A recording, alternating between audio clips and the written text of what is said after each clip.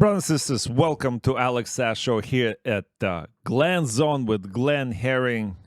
And today, again, one of them shows where we have special guest James from California. And we have a super special guest as well that he's always here.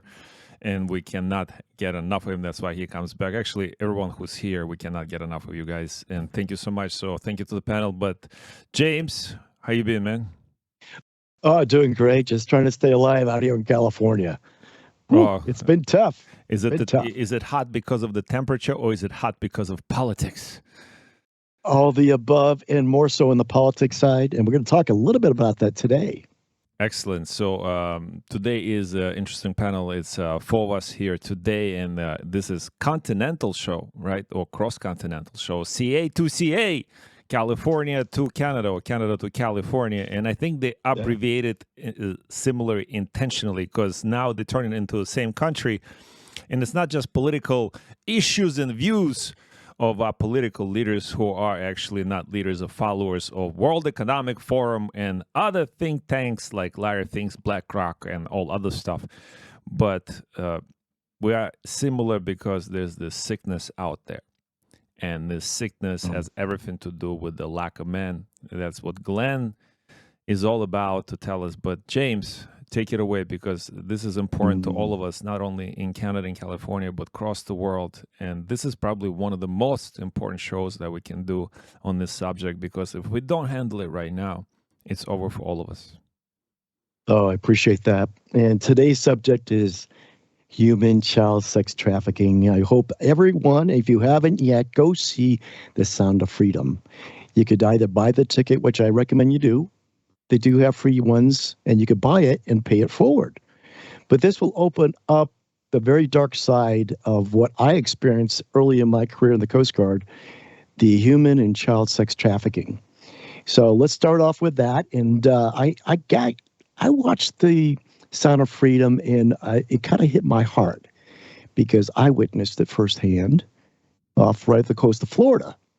When we were doing drug interdictions, we would cite different vessels. Most of them were overloaded coming in from Central America, and a lot of them from Haiti. So we would locate, board those vessels, and let me tell you the carnage. I was shocked even today as I remember. It's still, it makes me upset that we could allow this in present day to happen. And now it's become, please correct me if I'm wrong, a $32 billion trade. This would be number one on the New York Stock Exchange for a business. So having experienced that firsthand, I could speak to this. But I also did watch a gentleman, he did a YouTube about a year ago. And I got some good points on that I want to share with the public. His name is Jacko Boyan. And I believe he might be up in Canada, if I'm not mistaken. Is that correct? Does he live up your way? No idea, James. You tell me. But I'll look it up. But it opened my eyes because, being on the surface, I was there. I was saving lives. And when you dig deep and you find out all the young children that were like wrapped and strapped, and it was when I experienced it, it was hard for me to really tolerate. But now, present day, I'm seeing it again in numbers that just pale in comparison what I experienced. So let's talk about human trafficking. Human trafficking is a form of labor trafficking, according to Jacko, but it normally has sex trafficking as part of it. And everyone looks at the key issue of child sex trafficking when you get to a certain age of 18. Technically and legally, if you're out there on the streets at an age of 18, you'll be considered prostitution. So the challenge in the discussion we're going to have partly today is that if you've been sex trafficked as a young person, and we're seeing it starting from, infants up until the age of 17, they become legal. So if you've been trafficked most of your life, median age for trafficking is 12 years of age. and you're going from 17 to 18, are you legally a prostitute, or are you still a victim of child sex trafficking? I argue you're still a victim, and that laws of prostitution should not apply because you live the life of child sex trafficking. So that's one point in the discussion. The other is, let's talk about the governors. Here in California, we have a guy by the name of Gruesome Newsom. He has been passing laws that are what I call pedo-friendly. And, and that's not just him. We have the state assembly and we have the state senate. Some of them are advocates and are part of the LGBTQIA plus community. They've been working on this. How do you know it so well? How do you know abbreviations so well? I live on the left coast, brother. You got to know it all. Because we live here in Canada, we kind of have to know by default. You get certain discounts in certain stores if you're part of that. No, I'm just Is that kidding. right? I don't know. I don't know. I made that stop on the. Well, let me tell you, it's kind of, it's funny because if you don't have a really strong position on this overall, they vilify you, they cancel you. And having run for office in the past, they cautioned me, hey, be careful what you say. You got to be promoting some aspects of it. And let me tell you, whatever you do in your own bedroom, I'm perfectly fine with. I'll be honest with you. Just do it in your bedroom. Just don't push it on my child or my friend's child. I think that's why I brought it up intentionally, because it's interesting how they go inside right now, right? How they go together. The whole LGBTQ agenda and the pedophilia stuff. And even, we have people commenting on our stories, and the members of LGBTQ communities like, yeah, we didn't sign up for this, right? So it's another, like the reason why they're adding so many letters to LGBTQ, I believe, is to farther divide us, even within that community. That's supposed to okay, let's get all united and rainbow colors and all this, but let's add more letters. So it's counterintuitive, but there is an agenda there. There's an agenda. Oh, there is. Because they're not considered a protected class, like you being a minority, or if you have a disability or a veteran. That's in that sense, because I'm a veteran. But a protected class gives you exclusivity and also points to get government contracts. And of course, with the ESG scoring going on, you can see where this is going. So, corporate America, BlackRock, Vanguard, and Front Street Bank, they're all watching, and they have the index that most corporate America that have been working with these groups, these organizations, they have to adhere to, otherwise get a poor scoring, and they could actually lose out. So I know you covered in one of your previous segments on ESG and BlackRock, but this all plays into it, because the one group that's overseeing the scoring is the world largest LGBTQ organization, nonprofit. So it all interconnects to us here, California. But again, whatever you do in your bedroom, do it. Have fun. Love it. Not with a child. But not with my child or my friend's child or the child that I represent here in California, in the world, because I take this very strongly. I'm very passionate about it because I saw firsthand. And it's ugly, folks, what they're doing to kids. So let's take it to more statistics so we can kind of play with numbers. So it kind of gives you a nice shape and feel how the magnitude of this crime. So between the ages of 12 to 15, that is the grooming period when young children are going through puberty. The predators target the young women. They target different financial classes. So if you're in a higher income earning, your father's usually working long hours, your mother's working long hours, and you're looking for, as a young woman, a father figure in your life. So you have this person that's been monitoring you on social media, watching your posts, listening to what you're setting out there, the cries, saying, I'm lonely. Only if I had a dad that understood me. Those pedophilias, those criminals are watching your post. So they're going to go in your little chat box and saying, oh, I know your pain. I know how you feel. I have a daughter going through the same thing. And let me tell you, I'm here for you. And it's a long process. They get in, they get that trust, they build the trust. They slowly walk down this path that can take 6 months to a year to kind of groom, get that confidence. They set up meetings, they do private chats, they do phone calls, they start sending pictures. I feel comfortable with this guy, or this guy. And I send a picture a little bit more risque. See where it goes? They're taking vulnerable children in their prepubestic as well as the puberty years, and they're grooming them. They target them specifically. So the crime they committed is that process, but when they actually have raped them, which comes sooner versus later, that's when things change for the young one. Now, these are the ones that are conscious, not the children. These are the ones that, as about 95% of the child abuse is happening in that age range, and it's happening in your neighborhoods.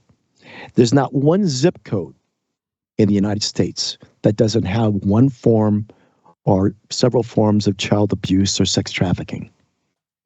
So this is real, folks. This is happening under our eyes, and the perpetrators are the ones that they trust, the coaches, the teachers, the priests, the pastors, the neighbors, the uncles, the stepfathers. This is part of our culture, which it never should be. As a parent, never should have be accepting of this type of behavior. But that's how they groom. And when they get past the act of rape, what do? They shame them. They shame them. Well, you wanted this. I paid you. We had wonderful times together. And they start this cognitive dissonance, and they start, child starts protecting the predator, because out of shame, they feel that they have no other choice because no one's there for them. Mother and father, they can't go to them. Who do they have to turn to but that adult that's been abusing them? So that is most of the content that came up through Jacob that I want to share with you. But I also want to share some of the other experiences we're having here, real time, and you can apply it to Canada, because I know Trudeau has been protecting Manwin. And if you can chime in on Manwin, I'd like to learn more about that, if you know anything about it. Well, we'll chime in on that. Go ahead with your statistical stuff. Well, I got a lot. So we went through the psychological effects, right? And they identify the children as the soft targets. We'll use that term. Yeah, manipulators, they go after the ones that are easier to manipulate, and that's usually in a family where there's less of a father figure and a more dominant, protective father figure, because that would be a challenge. That makes the quest to engage with this child more dangerous for the manipulator. So that's why they tend to target families that have the weak masculine influence. But like I've said on previous podcasts, this only can happen in a society where men have been emasculated as a whole. This stuff would never happen in a society where the men take their positions, masculine positions, proudly, and it would be very, very hard for the children to be targets, knowing that there's somebody standing there in the way, and they're not going to be a very happy camper, and they will take the law into their own hands to protect their family at all costs. Absolutely. You're right on. They demasculated us. Let's be honest with it. No, James, I like to say that we as men, we allowed ourselves to be emasculated. We relinquished our power. They didn't take it away from us. We gave it to them. I blame this. I put it squarely on men. That's why we have bigger shoulders, put the blame where it belongs. We should be taking the responsibility for it. One of the reasons why we're doing this and having this man channel is to go out and say, this is not the right way. This is not the way the Creator intended. This is not the way nature intended. And look at the ramifications of men abdicating their responsibility as leadership in the family.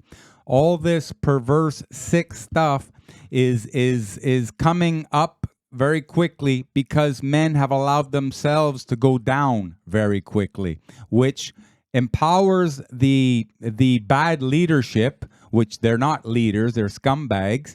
And if we put the power back, we take it back and put it on our own responsibility, then they will be exposed and we will win again the way nature intended. Amen to that. No excuses. That's exactly what I love hearing, brother. You got to be forceful. Men have to be men. Now's the time to be a man.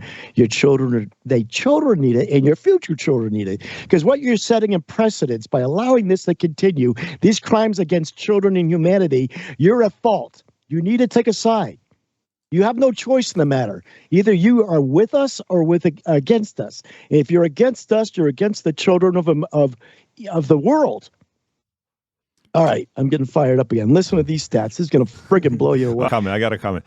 So we have a guest here, Andre, saying, and he's like, okay, so in terms of like, okay, playing gimmick, right?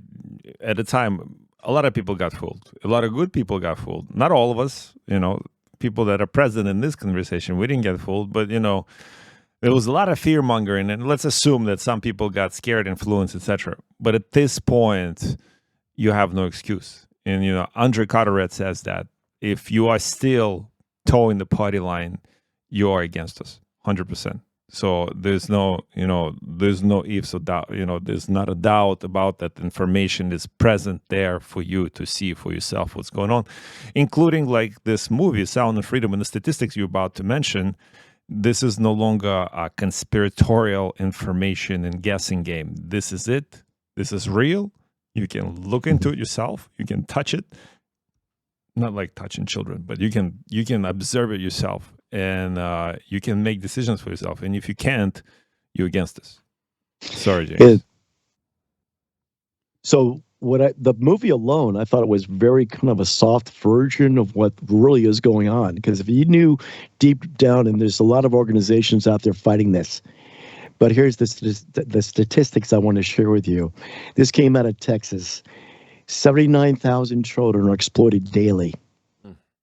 79,000. In the United States alone, it's above 500,000 in the United States. 500,000 being exploited. And of that number, of those numbers, only 1% is ever getting noticed. That's the Amber Alerts in those organizations and reporting agencies. We only see 1%, or we have in the past. So I'm hoping with The Sound of Freedom and other movies that we soon will be released, that this will not only create the public awareness, but we cannot sit on the fence. If you are allowing this to continue, and just going back in your bubble saying, it's not affecting me and my children, we're safe, you're part of the problem. That's right. Because now you cannot unsee what we are seeing. And unless you get involved as a parent, speaking for others, and we're going to talk about solutions too at the very end of this. If you're not being engaged, part of this change in awareness in saving our children, you are the problem. I'm sorry, I can't spin it any other way. I'm not going to be nice on this. Evil only prevails when good men do nothing. But if you're a good man, how could you do nothing? It's time to engage the enemy and wipe them out. The good is stronger than the bad. It's one of the unfortunate things about emasculated men today is they're afraid of conflict. They're afraid to get involved. What's the point of just being a spectator in the game of life? After you see a movie like The Sound of Freedom, if that doesn't light a man up to want to do his purpose on life is to right all the wrongs and be a hero in his community, then this man is already dead. Just tell him, okay, buddy, you're not in the ground yet. Just get out of the way, because the real men, we want to come back up. I'll be even more daring. I'll say they're not men. I agree with you, James. I just want to I have a little question for you. What do you feel the punishment, or what does the statistics say as far as punishment goes to pedophilia? Well, with the laws they're trying to pass now, they're promoting pedophilia, which is the saddest thing of all. And I'm working up in Sacramento right now, pushing against these laws and trying to double down on the penalties. What we did find, we did have a big win. Was it last week? The first bill that they pushed through was to make pedophilia, sex child crimes a federal offense, and with very really kind of like murder in a sense. So we're looking at those penalties. Initially, they didn't pass it. They went back again with public demand. We pressed hard, and they passed it. So we're making moves for that particular crime, which I think is the leading crime of many crimes that we're experiencing today in our societies. I mean, because the way you described it earlier on, you know, as the type of business that it is, which being a billion-dollar industry, it seems to me that it is promoted and catered to be that way because the penalties don't fit the crime. It's almost like, as a business sense, it actually makes sense if you're going to be a criminal to go into that because the penalties are so light and the rewards are so high. Yeah, very good point. Because this overtook the drug trade. Because, you know, with a child, you can rape them 5 to 10 times a day. That's money after money on money. That's a big trade. So they look at it as a big cash cow. They treat it as business. Meanwhile, you know, they grow to be an adult and they're damaged for life. So you're right. It is a business. They got to be approaching this as a crime, as serious crime. And, you know, we did a big win here in California. Hopefully it will carry out through the United States. Sad thing is, you know, we talk about men, and if a man was to step up and take the law into his own hands and address one of these gentlemen or one of these whatever organizations and catch one of them, you actually get a bigger penalty for your act compared to this. Yeah, I heard, and Alex, you can speak to this. I heard about that one incident in Russia where the person was caught having sex with a younger lady, and they ended up, you know, being in a shallow grave with 30 knife wounds, and they said, well, he had a little accident. I thought that was classic. I mean, that's the way most men would feel. Hey, you damaged your child, you're gonna pay the price. That's your life. That's the way most men would feel. Absolutely, that's the way I see it. Isn't it the definition of gaslighting? Kind of like not focusing on action that leads to the response, but focus on response. You overreacted. You shouldn't have done this, but that removes all the light from the original action. This makes the light of the original. We make it acceptable here in the Western culture to abuse children. But is it an agenda? Okay, so let me. It is an agenda. They're normalizing it. Look at the. Go ahead.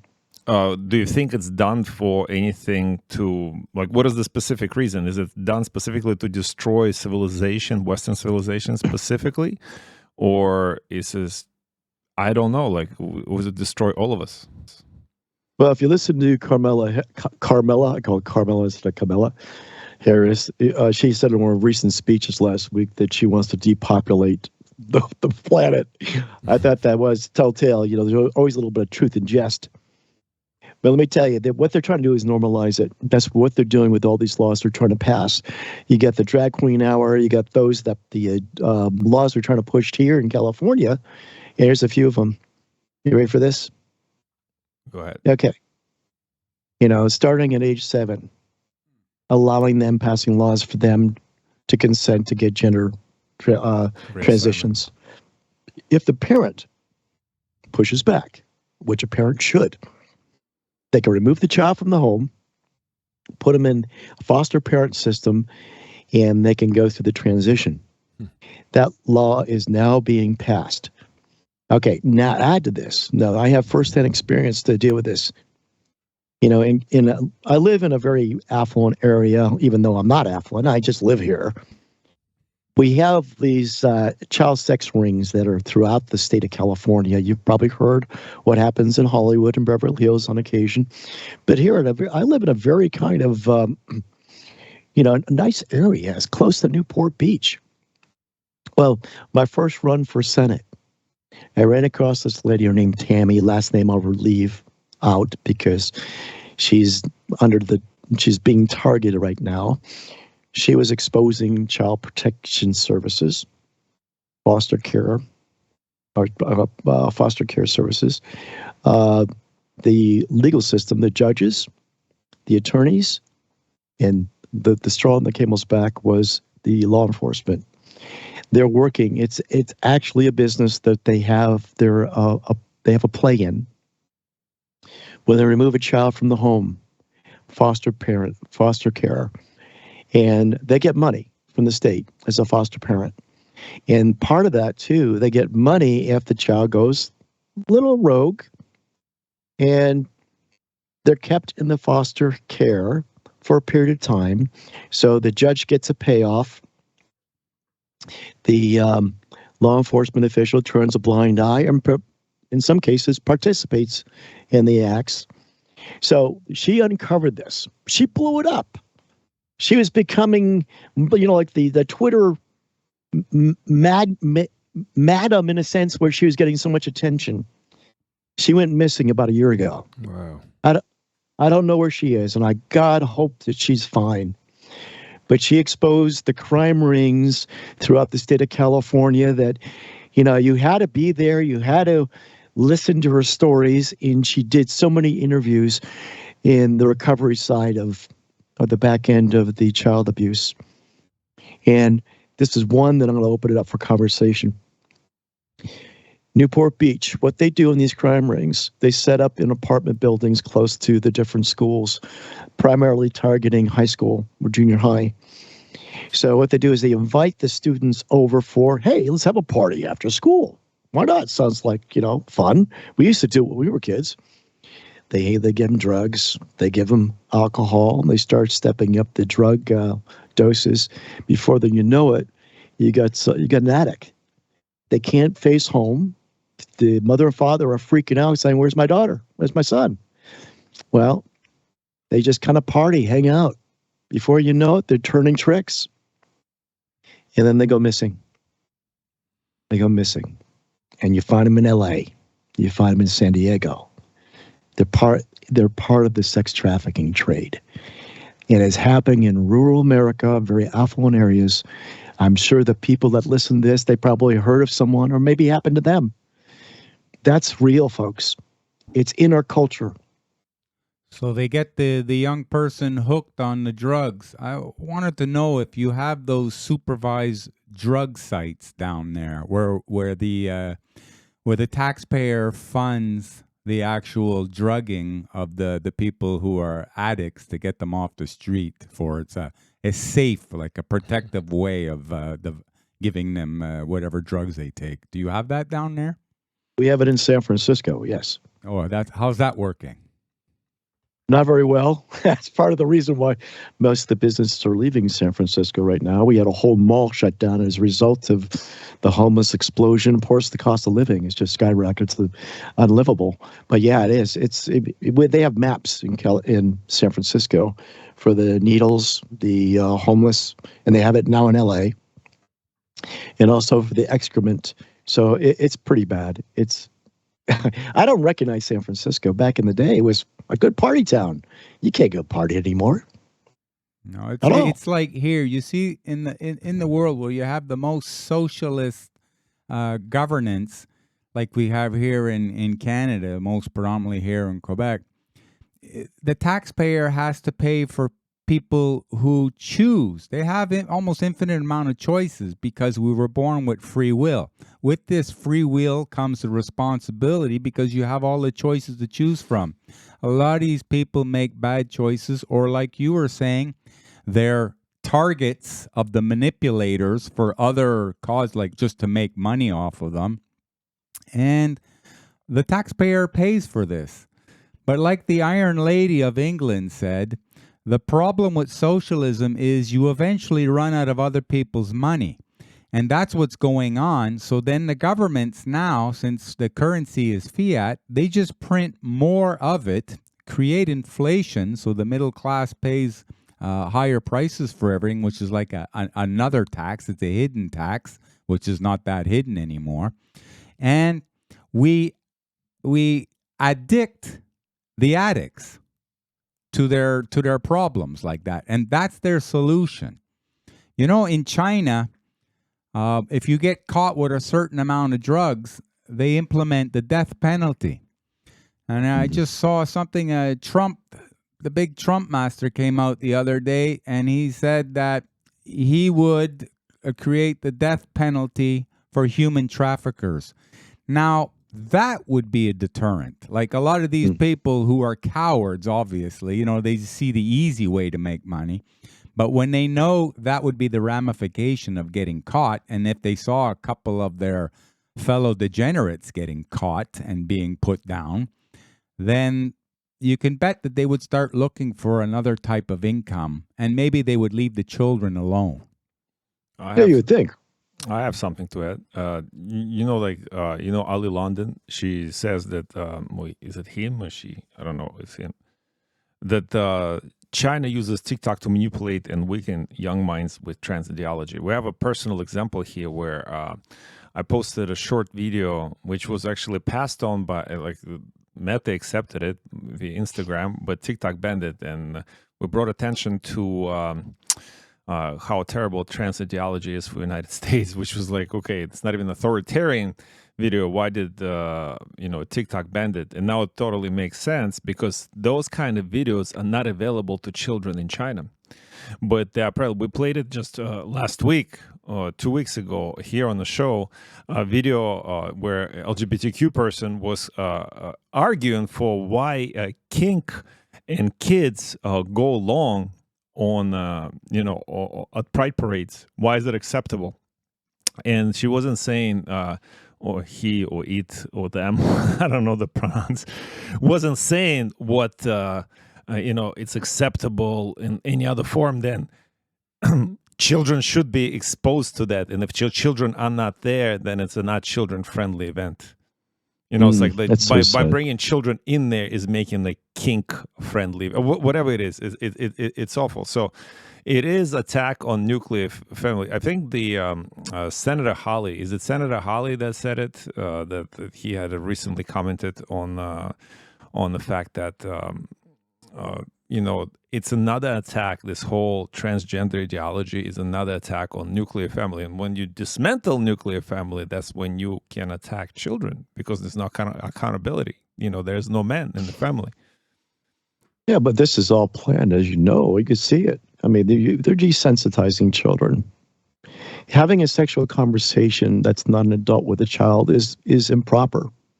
And what they're doing is they're trying to take over the parental role in our school system and through drag queen hour and all that good stuff. So when you desensitize them and having those conversations, they're not alerted to what normally would be a predator, because this conversation's been a normal conversation in school, on the line, on phone. And meanwhile, these young ones, they're sitting targets for a pedophile, because they're on the internet. Trust me, they're on the social media. Facebook and Instagram were like one of the biggest targets, and I call that they were kind of promoting it in a sense.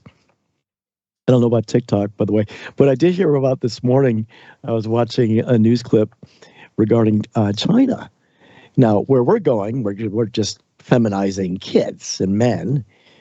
They went just the opposite direction. They're taking off those very feminine male artists and actors. They're taking them out of the system, meaning you cannot make money anymore.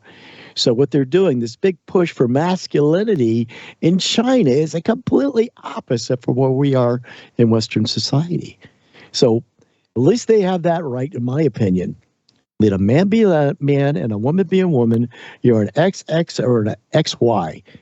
You can't be anything other in God's eyes, including mine.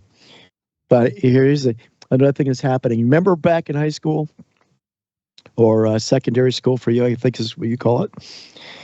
Back when you were dating, you get to know each other. You send little letters and you meet after school. You start courting. It's kind of a courting process. It took time. You go out on a date, you go for a lunch, and do things together. Guess what the new norm is today? Just take a wild guess. I don't know. Anyone? You go. I don't know. What you mean in terms of dating?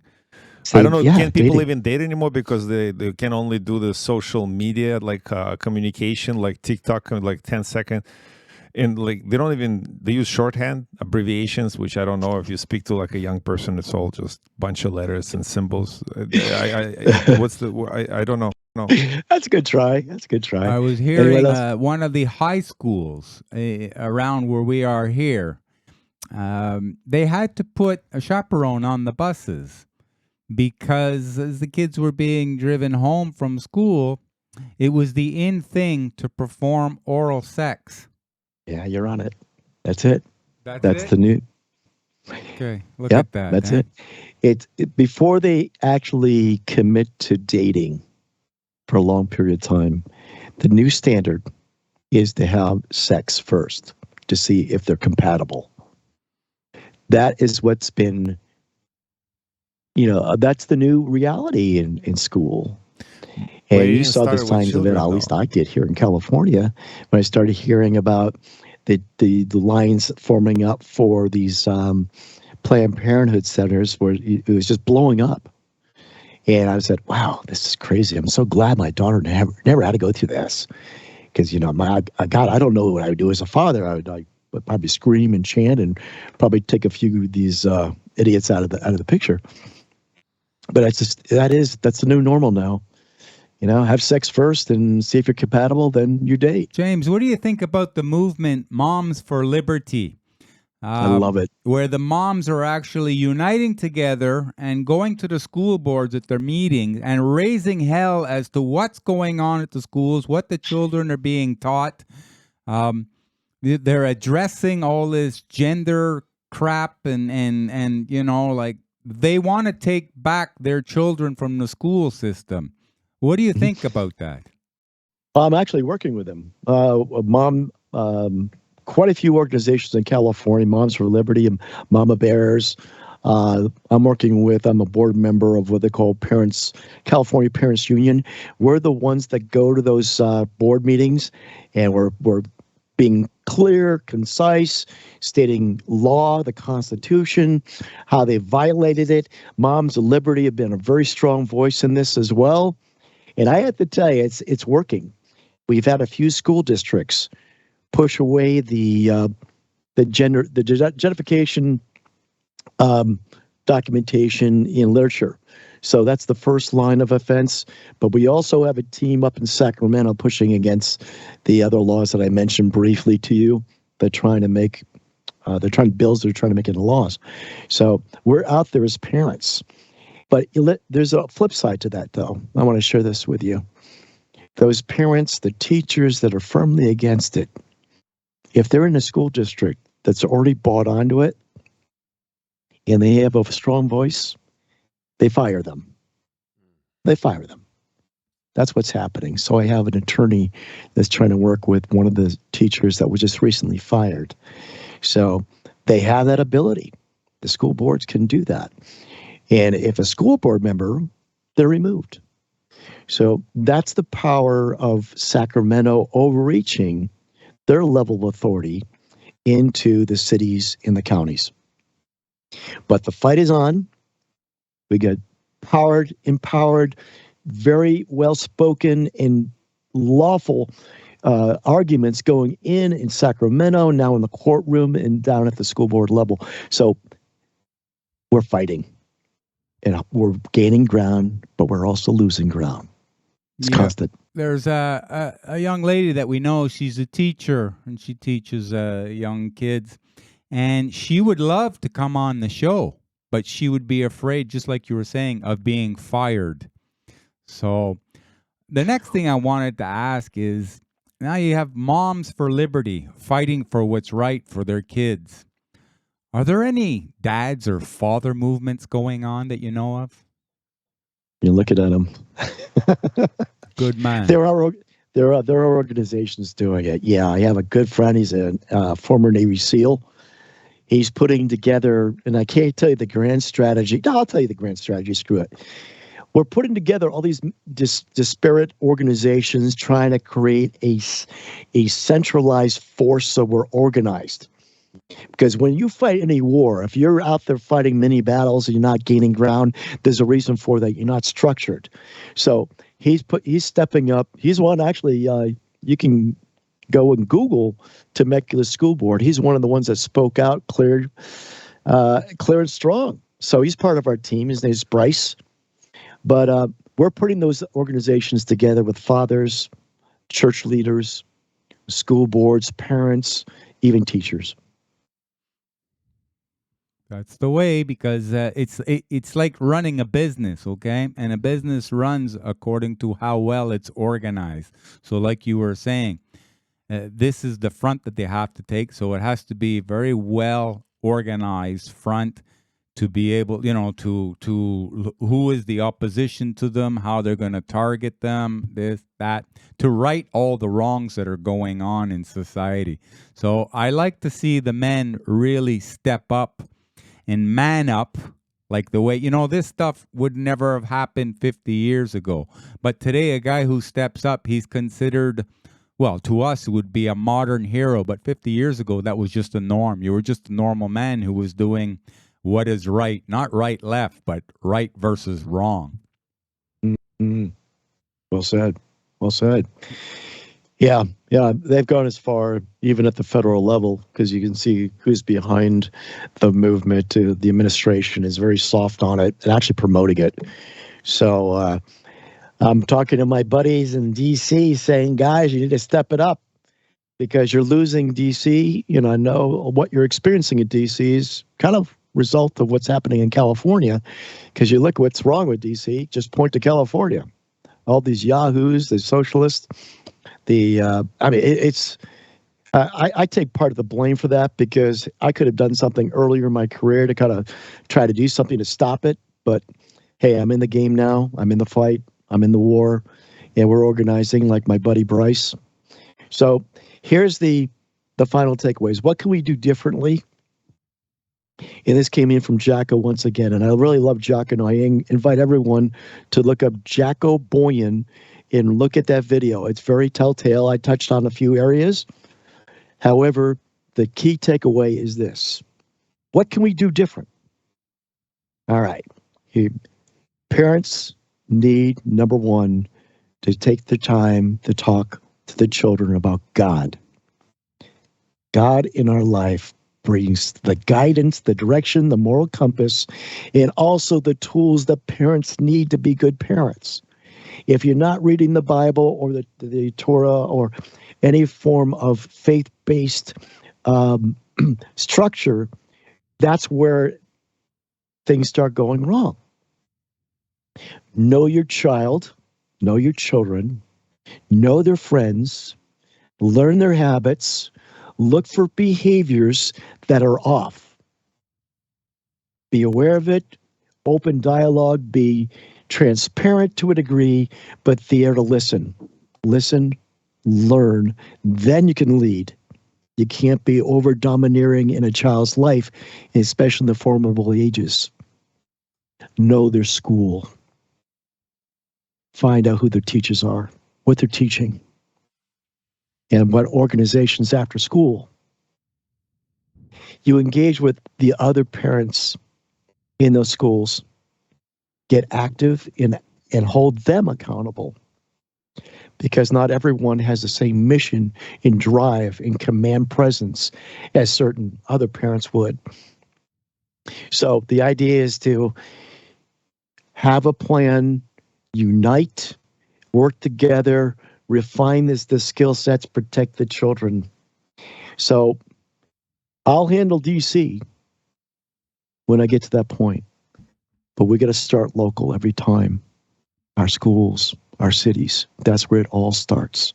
So you focus there and let the other fighting at the state capitol in DC to people like me. But I tell you, I get more satisfaction at looking at the wins at the school board meetings and looking at those little kids being saved and doing what I can do and others and encouraging others to do the same. Because that's where God leads us. And as we all think that if we're sitting back and watching this happen, we are now part of that crime. You can't unsee this. You have to do now. What you're saying basically is the good people, we have to unite for the moral right, thereby exposing the immoral wrong once and for all. I'm with you, brother.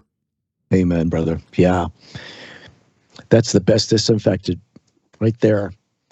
Just put a big spotlight on it. Let's get to work and let's do the job that's been needed.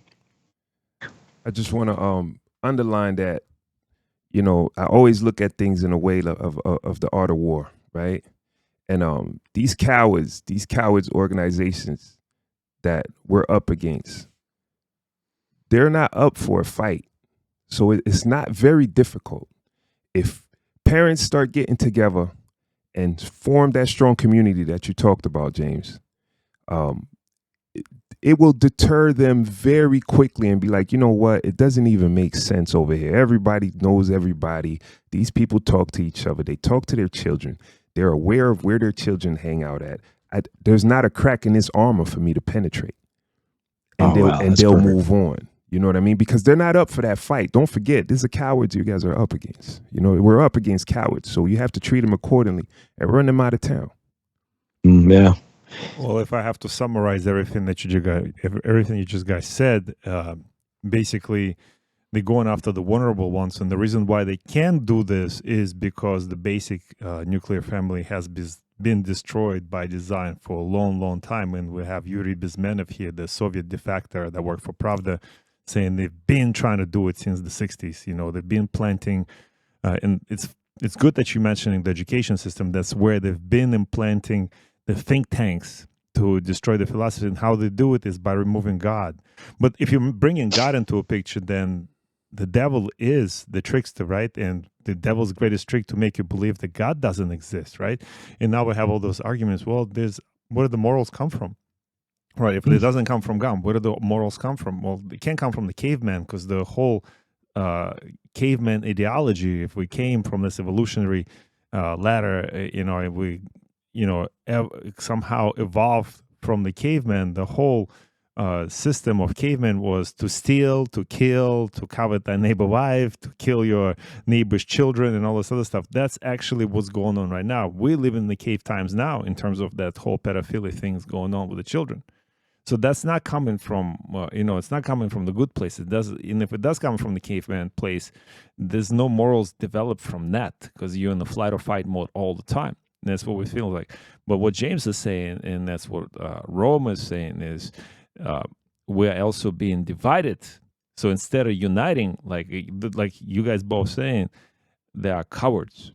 They're easy to rebel against, except we can't do it one person at a time. And that's what they're doing to us. They divide us. They divide us by race. They divide us by political views. They divide us by gender. They divide us by ethnicity. They divide us by diet. They divide us by whatever they want to divide us by. And we'll buy into this division. Most recent examples, Russian versus Ukraine, vaccinated versus unvaccinated. Even if you didn't buy in the whole playing gimmick thing, the fact that you still buying into let's hate our brothers and sisters based on whatever your medical status is, they still accomplish what they want to accomplish. That's my point. Yeah, well, they have tons of money behind them, and I'll fight that any day. I'll be honest with you. I think you're more effective on the ground, but people start seeing it. But they have the different operative groups. I'm not sure what BLM falls in this, but Antifa, they would actually show up at the different city council meetings as well as school board meetings to push against the parents. And when they mechanize those, as well as the FBI coming after those that speak at school board meetings, and you've heard about that with those little incidents, and we kind of worked through that. Unfortunately, a few parents were vilified by it. We talk about gaslighting and doxing. Yeah, anyone that's in the front lines, like myself, I've been doxed. I've been gaslit so many times that I don't even recognize it any longer. To be honest with you, I say, hey, we're at war here. I mean, you're going to get shells. You're going to get bullets thrown by you all the time. So it's just a natural part of those that have been in it. And the more men that step up, and I'm just a message to the men, when you step up, you're going to not only feel like a man, you're going to be proud of the effort you put forward. And you're going to be more creative than you ever have been in your life. Because why? You have a cause. You have a calling. Those children, your children, even if it's not your child, the right man would look at a child in distress and would give their life for that person, that little one. That's where your head should be. That's where your heart should be. And if you're a God-loving person, God will be shining favorably on you as well. So take that as your calling and my call to arms. Now is the time to get engaged with those that are working hard. Now, this is one of the many issues we're facing in Western society. One of the many. And we got to chisel one at a time, but this is the most egregious crime that I think any person, any adult can think of. So, there you go. I'll step back from being so passionate, but I just very, very strong opinions about this. And I think more and more people should have as well. I just wanted to finish off with saying God gives the biggest challenges, obviously, to the strongest men. So my strong brothers, time to rise up for the good, prove your merit, prove your wealth, your worth on this planet, and let's save the children and make tomorrow a better place. Amen. Well said. And that concludes our show for today. Thank you, everyone, for listening in.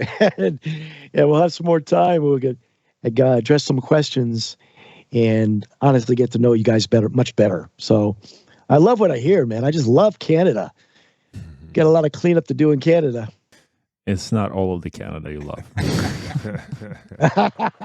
Well, I was in Halifax, I mentioned. I did a little time in Ontario, but those are the only two places I visited when I was in Canada. What kind of time did you do in? I'm just I know. kidding.